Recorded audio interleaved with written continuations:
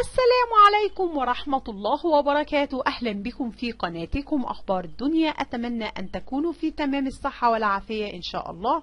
سنستعرض معكم أسعار الحديد ليوم 9/3/2017 وإليكم الأسعار، حيث سجل حديد عز 9250 جنيه للطن، حديد الجرحي 9100، حديد السويس 9120، حديد الدخيلة 9250، حديد بشوي 9250، حديد العتال 9200، حديد عطية 9150، حديد المصريين 9200، حديد المعادي 9050، حديد العشري 9020، حديد الجيوشي 9020، حديد اكتوبر 9150، حديد بيانكو 9020، حديد المراكبي 9100، حديد الكومي 9200.